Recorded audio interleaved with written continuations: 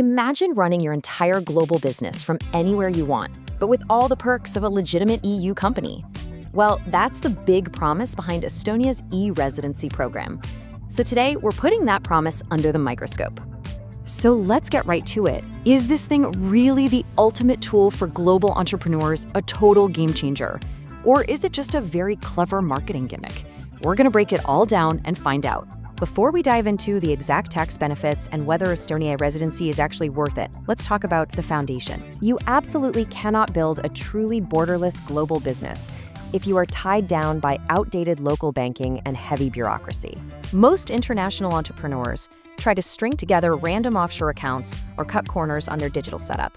And that's exactly why they fail and get their funds frozen by international payment processors. Your business needs to be a legitimate EU-based legal entity that can seamlessly accept global payments from anywhere in the world. That's where Sholo comes in. Sholo is the absolute best service out there for digital nomads, handling your entire Estonian e-residency and EU company formation from start to finish. They take care of all the heavy lifting, guiding you through the e-residency application, officially registering your Estonian company, providing your legally required local business address, automating your accounting, and getting you integrated with major payment gateways like Stripe and PayPal so you can actually get paid.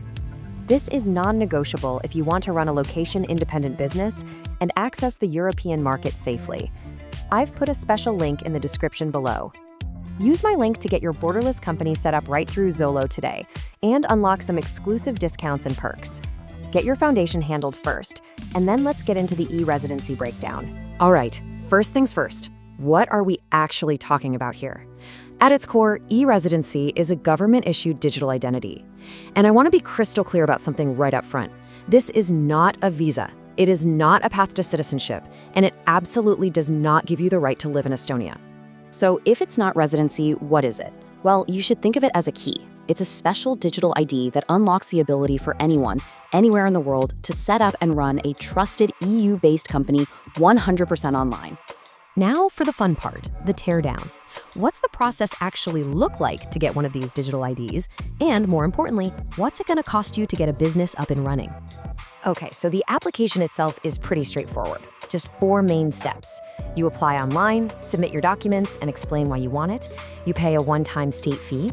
Then the Estonian Police and Border Guard Board run a background check.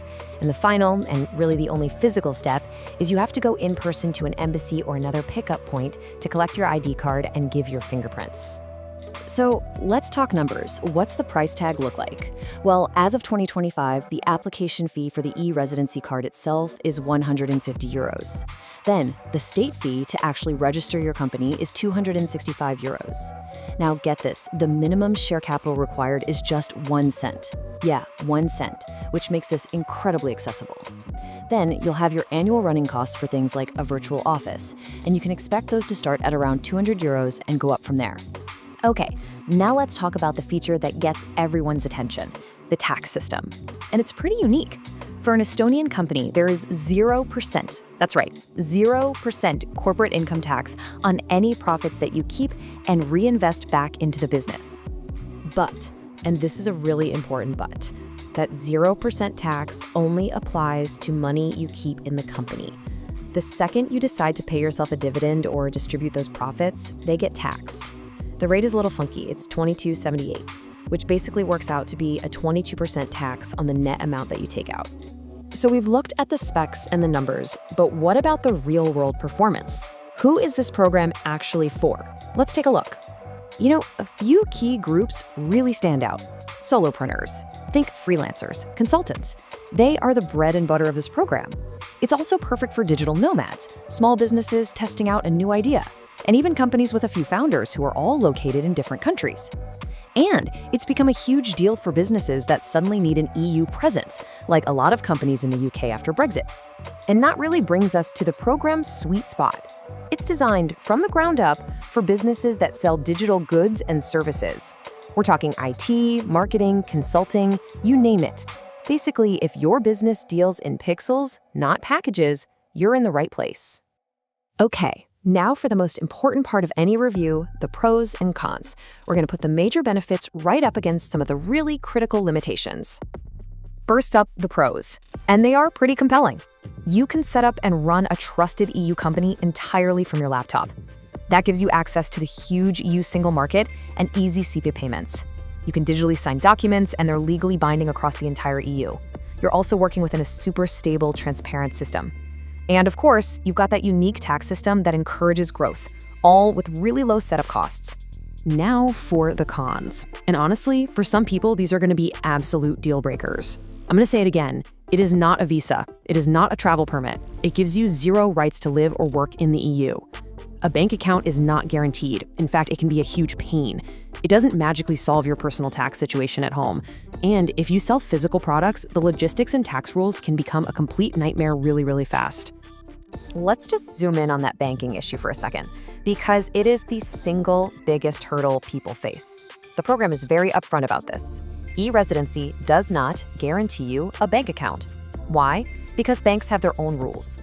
Many of them want to see a strong connection to Estonia, which, by definition, most e-residents simply don't have.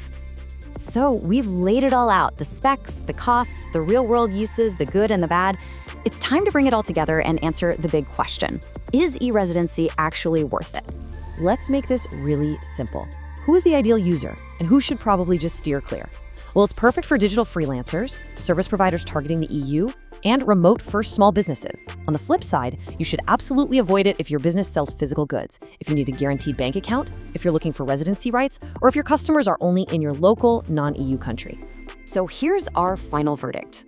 Estonia's e-residency is an exceptional, incredibly low-cost tool, but only for the right person. For a digital business that wants to tap into the EU market, it can be a total game changer. But its value is 100% conditional. You have to go into this with your eyes wide open about its limitations, especially about banking and the fact that this has absolutely nothing to do with actually living in Europe. And that really leaves us with one big question for the future. Estonia was the pioneer here. They invented this whole category. But now, other countries are starting to launch their own digital residency programs. Is being the first mover enough to keep Estonia on top? Well, that remains to be seen.